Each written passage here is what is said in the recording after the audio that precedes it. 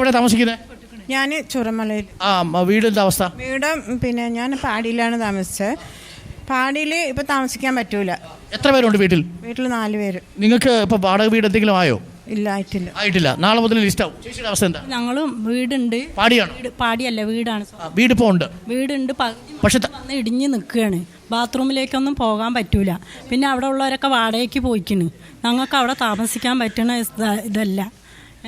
തന്നെയാണ് അവസ്ഥ ചേട്ടൻ്റെ? പറയാം, എൻ്റെ പുതിയ വീടാണ്. പണിയൊക്കെ പൂർത്തിയായതാ. ടൈല് മാത്രമേ ഇടാനുള്ളൂ. ബാക്കിയൊക്കെ പണി കഴിഞ്ഞു. എന്നിട്ട് വീടൊക്കെ വെള്ളം കയറി വീടൊക്കെ പോയിക്കണം. അവിടെ താമസിക്കാൻ പറ്റുമോ? ഇനി താമസിക്കാൻ പാടില്ല എന്ന് പറയാൻ പുഴ സൈഡായ കൊണ്ട് അല്ലേ, എസ്റ്റേറ്റിൽ പണിക്ക് പോകുന്ന ആൾക്കാരാണ്. ഇനി ആ ചൂരമല ഡിവിഷനിൽ ആരും പണിയെടുക്കാൻ പറ്റൂല എന്നാ പറയുന്നത്. അപ്പൊ ഞങ്ങൾ എന്താ ചെയ്യേണ്ടത്? അതിന് ബുദ്ധിമുട്ടില്ലല്ലോ അല്ലേ? ഇവരോടൊന്നും മറുപടി പറഞ്ഞാൽ അതിന് ആശങ്ക വേണ്ടല്ലോ. മന്ത്രി തലത്തിൽ 2 ദിവസം ചർച്ചയുണ്ടായിരുന്നു. 2 പ്രാവശ്യം ചർച്ചയുണ്ടായിരുന്നു. അതിനകത്ത് ഇവരെ പുനരധിവസിപ്പിച്ചേ പറ്റൂ. ഇന്നലെ അവിടെ ഈ വിക്ടിമായ ആളുകൾക്കുള്ള ധനസഹായ വിതരണം മുതൽ ബാക്കിയുള്ള സഹായങ്ങളെല്ലാം കൊടുക്കാം എന്ന് മാനേജ്മെന്റ് പറയുകയും ചെയ്തതാണ്. ഇപ്പോൾ പുത്തുമലയാണ് വർക്കിംഗ് ഉള്ള ഒരു ഫീൽഡ്. അവിടെ ഡിവിഷൻ 1 അട്ടമല, പുത്തുമല, ചൂരൽമല, മുണ്ടക്കൈ, ഈ 4 ഡിവിഷനുകളാണ് ആ SR എസ്റ്റേറ്റിലുള്ളത്. അപ്പോൾ അവിടെ ഇപ്പോൾ പ്രവർത്തിപ്പിക്കാൻ പറ്റുന്ന ഒരു ഡിവിഷൻ എന്ന് പറയുന്നത് പുത്തുമല മാത്രമാണ്. ബാക്കി ഈ തോട്ടത്തിലെ തൊഴിലാളികൾക്ക് വിവിധ എസ്റ്റേറ്റുകളിൽ, പരപ്പറ്റ എസ്റ്റേറ്റുകളിൽ 4-5 ഡിവിഷനുണ്ട്. അവിടെ ജോലി കൊടുക്കാം. അവിടെ അവർക്ക് ലയങ്ങളിൽ താമസിക്കാനുള്ള സംവിധാനം ചെയ്തു കൊടുക്കാം. പാടികൾക്ക് ഞങ്ങൾ പോകില്ല സാറേ.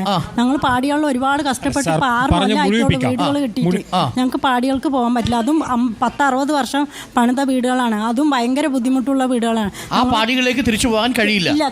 അവർ പാടിയിലേക്ക് പോകണമെന്ന് നിർബന്ധമില്ല. നമ്മൾ പറയുന്നത് ഇത് നഷ്ടപ്പെട്ടിട്ടുള്ള മുഴുവൻ ആളുകൾക്കും, വീട് നഷ്ടപ്പെട്ടാലും ജീവൻ രക്ഷപ്പെട്ടിട്ടുള്ള ആളുകൾക്കായാലും പൂർണ്ണമായ, ടീച്ചർ പറഞ്ഞതിനോട് 100% യോജിക്കുക. ഇവരെല്ലാവരും ഇതിന്റെ ഇരകളാണ്. അവരെ നമ്മൾ പുനരധിവസിപ്പിച്ചേ പറ്റൂ. ഇപ്പോൾ നമ്മളൊരു പ്രഖ്യാപനം കൂടി നമ്മൾ നടത്തുകയാണ്. ഞങ്ങളിപ്പോൾ ഫർണിച്ചർ അസോസിയേഷൻ വെൽഫെയർ അവർ നേരത്തെ ഒരു റിപ്പോർട്ടർ വഴി ഒരു സഹായം ചെയ്തു. നിങ്ങളുടെ വീടുകളിലേക്ക് ആവശ്യമായ എല്ലാ ഫർണിച്ചറുകളും റിപ്പോർട്ടർ TV കൂടി മുൻകൈ എടുത്ത് ഫർണിച്ചർ അസോസിയേഷൻ ഇപ്പോൾ വാഗ്ദാനം ചെയ്തിട്ടുണ്ട്. എല്ലാ വീടുകളിലേക്കും കിട്ടും. നിങ്ങൾ അതായത് നാളെയോ മറ്റന്നാളോ നിങ്ങൾ മാറിയാൽ അടുത്ത ദിവസം തന്നെ നിങ്ങളുടെ വീട്ടിലേക്ക് ആവശ്യമായ ഫർണിച്ചർ കിട്ടും. നമ്മുടെ ഭാഗത്തുനിന്ന് ഒരു നിമിഷം പോലും വൈകലുണ്ടാവില്ല. ഒരു സൂചന മാത്രമേ ഉള്ളൂ സാർ. എന്താണെന്ന് വെച്ച് കഴിഞ്ഞാൽ ഇവിടെ നിന്ന് ഈ ക്യാമ്പിൽ നിന്ന് പോകുന്ന ഏതൊരാൾക്കും, വീട് മാറിപ്പോകുന്ന, വാടകയ്ക്ക് പോകുന്ന ആളുകൾക്ക് ഉപ്പ് തൊട്ട് കർപ്പൂരം വരെ 3 മാസത്തേക്കുള്ള ചെലവിന്റെ സാധനങ്ങളും അവരുടെ വീടിന് ആവശ്യമായ സാധന സാമഗ്രികളും ഇവിടെ നൽകുമെന്ന് മന്ത്രി പ്രഖ്യാപിച്ചതാ. ഇവിടെ നിന്ന് പോയിട്ടുള്ള ഏതെങ്കിലും ആളുകൾക്ക് ഈ സർക്കാരിന്റെ പൂർണ്ണമായ ഈ കട്ടില് കിടക്ക മുതൽ പറയട്ടെ, സർക്കാർ പറഞ്ഞ കാര്യമാണ് സാർ അത് പറയുന്നത്. അതുപോലും എന്ത് ചെയ്തിട്ടില്ല, പോയ ആൾക്ക് കൊടുത്തിട്ടില്ല. പോയ ആൾക്ക് കൊടുത്തിട്ടില്ല. ഇവരെന്ത് പ്രതീക്ഷിച്ചു? അത് നമുക്ക് പറയാം. അപ്പോൾ ചുരുക്കത്തിൽ നമുക്ക് ഈ ചർച്ച അവസാനിപ്പിക്കുമ്പോൾ ശ്രീ ഷംസാദ് മരക്കാർ സംസാരിക്കാൻ ആരെങ്കിലും ഉണ്ടെങ്കിൽ നിങ്ങൾക്ക് മൈക്ക് തരാം. ആരെങ്കിലും സംസാരിക്കാനുണ്ടെങ്കിൽ ചേട്ടാ വന്നോട്ടെ. രാജീവ് ഒരു നിമിഷം മുമ്പിലോട്ട് വന്നോ. രാജേഷ് പറഞ്ഞു. രാജേഷ് സാർ, ഞങ്ങൾ പാടികളിലായിട്ടൊരു 30 കുടുംബമുണ്ട്.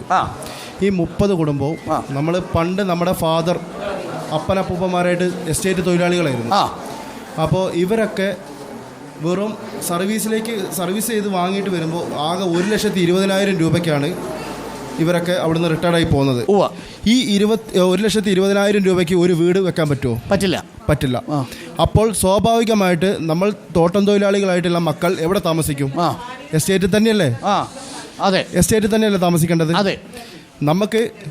നമ്മൾ ഇവിടെ പഞ്ചായത്തിൽ എല്ലാ വർഷവും ഓരോ ഭരണസമിതി മാറി വരുമ്പോഴും നമ്മൾ ലിസ്റ്റിൽ കൊടുക്കുന്നുണ്ട് നമ്മുടെ ഭവനത്തിന് വേണ്ടിയിട്ട്. ഇതുവരെ പ്രയോറിറ്റി ലിസ്റ്റിൽ വന്നിട്ടില്ല. എന്തുകൊണ്ട് പശ്ചാത്തലത്തിലെങ്കിലും അത് പ്രയോറിറ്റി ലിസ്റ്റിൽ വരണം അല്ലേ? അതാണ് ആവശ്യം. ഞങ്ങൾ ഇപ്പൊ പെരുവഴിയിൽ ഇറങ്ങേണ്ട അവസ്ഥയാണ്. പെരുവഴിയിലേക്കാണ് ഇറങ്ങേണ്ട അവസ്ഥ. ഈ കാണുന്ന ഭരണം മാറി വന്നിട്ടും ഞങ്ങൾക്ക് ആർക്കും ഇതുവരെ ഒരു വീടും നമുക്ക് കിട്ടിയിട്ടില്ല. ഇപ്പോൾ നമ്മളെ പെരുവഴിയിലേക്ക് ഇറക്കി വിടാൻ ഞങ്ങൾക്ക് മനസ്സില്ല. ഞങ്ങൾ ക്യാമ്പിൽ നിന്ന് ഞങ്ങൾ പോകാനും ഉദ്ദേശിച്ചിട്ടില്ല. ഞങ്ങൾക്ക് എല്ലാവർക്കും കിട്ടുന്ന തുല്യ നീതിയായിട്ട് ഞങ്ങൾക്ക് ഈ മേപ്പാടി പഞ്ചായത്തിലോ കൽപ്പറ്റയോ അല്ലാണ്ട് ഞങ്ങൾക്ക് പുൽപ്പള്ളി കൊണ്ടുപോയിട്ടുകൊണ്ട് ഞങ്ങളെ ഒരുതരം റീപ്ലാന്റേഷൻ അത് ഞങ്ങൾക്ക് നടക്കൂല. ഞങ്ങൾ എവിടെയും പോകുന്നില്ല. ഞങ്ങൾക്ക് ഒന്നില്ലെങ്കിൽ കൽപ്പറ്റയ്ക്ക് ഇപ്പുറം, അല്ലെങ്കിൽ ഞങ്ങൾക്ക് വടുവഞ്ചാലിന് ഇപ്പുറം. ഞങ്ങൾക്ക് അതാണ് ആവശ്യം. ഷംസാദ്, ഞാനൊരു സംശയം കൂടി ചോദിക്കട്ടെ. നമുക്ക് ഇത്രയും ആളുകൾ ഇപ്പോൾ നമ്മുടെ ഈ ചർച്ച സംഘടിപ്പിക്കുന്ന ഘട്ടത്തിൽ ധാരാളം ആളുകൾ ക്യാമ്പിൽ നിന്ന് വന്നിട്ടുണ്ട്. ഇങ്ങനെ ക്യാമ്പിലുള്ള ആളുകളും ഉദ്യോഗസ്ഥരും രാഷ്ട്രീയ നേതാക്കളും ഒക്കെ ആയിരുന്നൊരു ചർച്ച ഇതിനു മുമ്പ് നടന്നിട്ടുണ്ടോ? അതായത് ഈ ഏതൊക്കെ വാടക വീട് വേണം, എങ്ങനെ ലിസ്റ്റ് എടുക്കണം, ഈ കാര്യത്തിൽ ഇവരുമായിട്ട് ചർച്ച നടത്തിയിട്ടില്ല. ഞങ്ങൾ തന്നെ ചർച്ചയിലാകെ ഒരു തവണയാണ് പോയത്. അപ്പൊ പിന്നെ ബാക്കിയുള്ളവർ ഞാൻ ഇല്ല. പഞ്ചായത്ത് വാർഡിന്റെ മെമ്പറാണ് ഈ ബാബു എന്ന് പറയുന്നത്. അതായത് കറണ്ട് ഇല്ലാണ്ട് 4 ദിവസം 5 ദിവസം നിൽക്കുമ്പോൾ KSEBിയിലേക്ക് വിളിച്ചിട്ട് ലൈറ്റ് തെരുവിളക്ക് ഒന്ന് വെക്കണം എന്ന് പറഞ്ഞിട്ട് ഈ പുള്ളി പറഞ്ഞെന്താ അറിയോ, ഈ ഫണ്ടിലേക്ക് ഇതുവരെ തെരുവിളക്ക് വെക്കാൻ ഫണ്ട് പാസ്സായിട്ടില്ല എന്നാ പറഞ്ഞിട്ടുള്ളത്. ഈ പുള്ളിയുടെ പല പ്രാവശ്യം വിളിച്ചിട്ടുണ്ട്. വേറൊരു കാര്യം കൂടി, നമുക്ക് വ്യക്തിപരമായി ഇതിലേക്ക് പോകേണ്ടതില്ല. ഒരു നിമിഷം. അപ്പം നമുക്ക് വേണ്ടത് ഷംസാദ്, ഒരു നിമിഷം ഷംസാദ്, എൻ്റെ ഒരു സംശയം ഇതാണ്. അപ്പം നമ്മൾ ഇപ്പോൾ ഈ ചർച്ചയുടെ ഭാഗമായിട്ട് ഉരുത്തിരിഞ്ഞു വരുന്ന നിർദ്ദേശങ്ങളിലൊന്നായി സർക്കാരിന് മുമ്പിൽ നമ്മൾ സമർപ്പിക്കാൻ നാളെ മിനിസ്റ്റർ നമുക്ക് ചോദിക്കുകയും ചെയ്യാം. അതായത് ചെറുപ്പക്കാർ, ജനപ്രതിനിധികൾ, ഉദ്യോഗസ്ഥർ ഇവരെല്ലാവരും അടങ്ങുന്ന ഒരു കമ്മിറ്റി രൂപീകരിക്കേണ്ട സമയമായില്ലേ?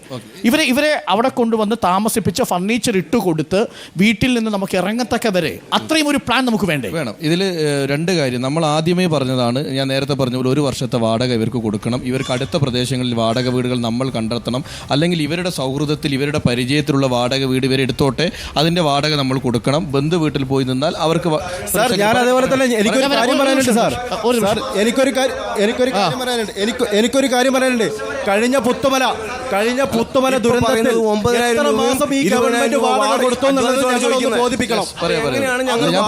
നോക്കേണ്ടത് ഞാൻ പറഞ്ഞതാ. 2,000 രൂപ വാടക പറഞ്ഞ സ്ഥലത്ത് 6,000 രൂപ സർക്കാർ തരാമെന്ന് പറഞ്ഞ സ്ഥിതിക്ക് ഇപ്പൊ ചോദിക്കുന്നത് നിലവിൽ 9,000 രൂപ. ഒരു വളരെ പ്രധാനപ്പെട്ട കാര്യം, അതായത് സർക്കാർ 6,000, ഷംസുദ്ദീൻ, നമ്മളിത് പ്രേക്ഷകരുടെ കൂടി പറയാം, സർക്കാർ 6,000 രൂപ വാടക തരാമെന്നൊരു പ്രഖ്യാപനം നടത്തിയപ്പോൾ അതുവരെ 5,000 രൂപയ്ക്ക് വാടകയ്ക്ക് തരാമെന്ന് പറഞ്ഞിരുന്ന ആളുകൾ 9,000 രൂപയായിട്ട് വാടക ഉയർത്തിയിട്ടുണ്ട്. അത് നമ്മുടെ ഒരു മനോഭാവത്തിന്റെ പ്രശ്നമാണ്. ഇവർ പറഞ്ഞ ഇതേ ആക്ഷേപം ഞങ്ങൾ ഇരിക്കുന്ന റവന്യൂ വകുപ്പ് മന്ത്രി അടക്കം ഇരിക്കുന്ന മീറ്റിംഗിൽ ഞങ്ങൾ ഉന്നയിച്ചതാണ്. വാടക വെറുതെ വർദ്ധിപ്പിക്കുന്നുണ്ട്, അത് നമുക്ക് പറ്റില്ല. കാരണം 6,000 എന്ന് പറഞ്ഞ 9,000 12,000 ഒക്കെ ആളുകൾ വർദ്ധിപ്പിച്ചുകൊണ്ടിരിക്കുകയാണ് കൂട്ടി. അത് ഇവിടെ അതിനാണ് അരുണ് ഞാൻ നേരത്തെ പറഞ്ഞത്, DDMA എന്ന് പറയുന്ന ഒരു ആക്ട് ഇവിടെ കലക്ടർ കയ്യിലിരിക്കും. നമുക്ക് അത് എടുക്കണം. അത് എടുത്തു കഴിഞ്ഞാൽ പിന്നെ അങ്ങ് നേരത്തെ പറഞ്ഞു പുത്തുമലക്കാർക്ക് എത്ര കാലത്തെ വാടക കിട്ടി. ഇത് എനിക്ക് കൃത്യമായി അറിയാവുന്നതുകൊണ്ടാണ് ഞാൻ പറഞ്ഞത്. പറയട്ടെ ഒരു വർഷത്തെ വാടക നിങ്ങൾ ഈ വാടക ഒരു വർഷത്തെ അഡ്വാൻസ് കിട്ടണ്ടേ? ഇപ്പോഴും 9 പേർക്ക് അതിനകത്ത് വീട്. രാജേഷ്, നമുക്ക് ഇവരുടെ അഭിപ്രായം ഒന്ന് കേട്ടിട്ട് വരാം. നിങ്ങൾക്കിപ്പോൾ സർക്കാർ പ്രഖ്യാപിച്ച വാടക മാസവാടകയാണ്. പുത്തുമലയിൽ ഒരു ദുരനുഭവം ഉണ്ടായത്. അവിടെ 6 മാസം 7 മാസം കൊടുത്തു കഴിഞ്ഞപ്പോൾ പിന്നെ വാടക പലർക്കും കൊടുക്കാതായി. ഒരു വർഷത്തെ വാടക ഒരുമിച്ച് കിട്ടണ്ടേ? അതല്ലേ അമ്മയുടെ ആവശ്യം?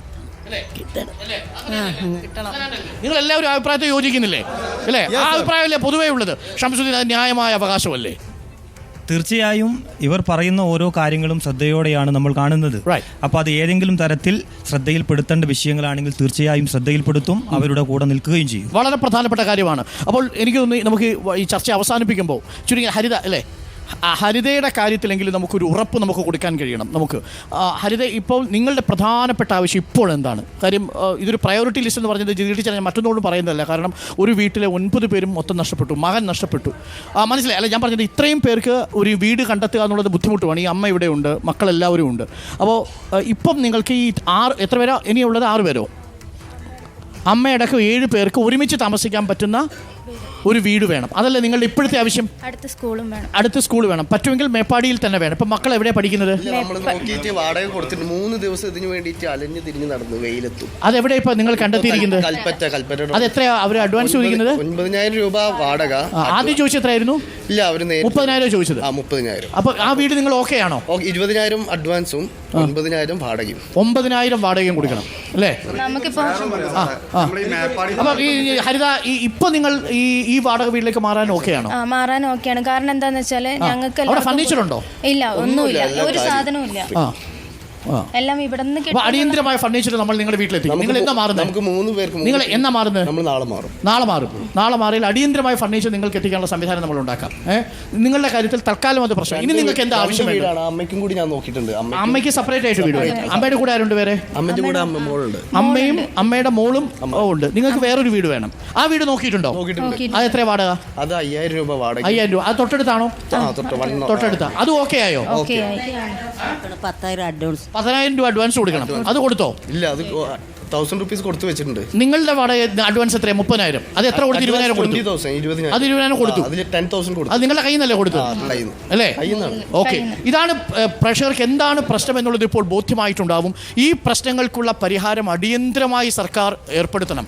ഇവരെ ജീവിതത്തിലേക്ക് തിരിച്ചു കൊണ്ടുവരാൻ നടത്തിയ രക്ഷാപ്രവർത്തനം ഒരു മാതൃകയായിരുന്നുവെങ്കിൽ താൽക്കാലിക പുനരധിവാസവും ഒരു മാതൃകയാവണം. പക്ഷേ ഈ ഘട്ടത്തിൽ മേപ്പാടി ഗ്രാമപഞ്ചായത്തിൽ നിന്നുകൊണ്ട് നമുക്ക് പറയാൻ കഴിയുന്നത് ഈ താൽക്കാലിക പുനരധിവാസം പാളി തുടങ്ങിയിരിക്കുന്നുവെന്നാണ്. ഇനി ജാഗ്രത നമ്മുടെ കൈവിട്ടാൽ ഒരു വലിയ പരാജയത്തിലേക്ക് അത് പോകും. അത് പോകാതിരിക്കാൻ വേണ്ടി സർക്കാർ സംവിധാനങ്ങൾ ഉണർന്നു പ്രവർത്തിക്കണം. ഇവരെ വാടക വീടുകളിലേക്ക് മാറ്റുന്നതിന് നമ്മളുടെ പൂർണ്ണ സഹായമുണ്ടാവണം. ജനപ്രതിനിധികളെ ഇതിൽ ഉൾപ്പെടുത്തണം. ഉദ്യോഗസ്ഥരുടെ കൈകളിലേക്ക് മാത്രമായി ഇത് വിട്ടുകൊടുക്കരുത്. ഇവരെ അറിയാവുന്നവരാണ് ജനപ്രതിനിധികൾ. ജനപ്രതിനിധികൾക്കൊപ്പം തന്നെ ഈ രക്ഷാപ്രവർത്തനത്തിൽ പങ്കാളികളായ ചെറുപ്പക്കാരെയും അതിനോടൊപ്പം കൂട്ടിയോജിപ്പിക്കണം. ഇവരെ വാടക വീടുകളിലേക്ക് എത്തിച്ച് അവരുടെ പുഞ്ചിരി കണ്ട് തിരിച്ചു മടങ്ങി വരാനുള്ള മനസ്സ് സർക്കാർ കാണിക്കണമെന്നും മാത്രം ആവശ്യപ്പെട്ടുകൊണ്ട് നമ്മൾ ഈ ചർച്ച ഇന്ന് താൽക്കാലികമായി ഇവിടെ അവസാനിപ്പിക്കുന്നു. ഇനി ഒരിക്കൽ കൂടി ഈ ചർച്ച ഉണ്ടാക്കാനുള്ള ഒരു സാഹചര്യം സർക്കാർ ഇടവരുത്തരുത്. നന്ദി, നമസ്കാരം.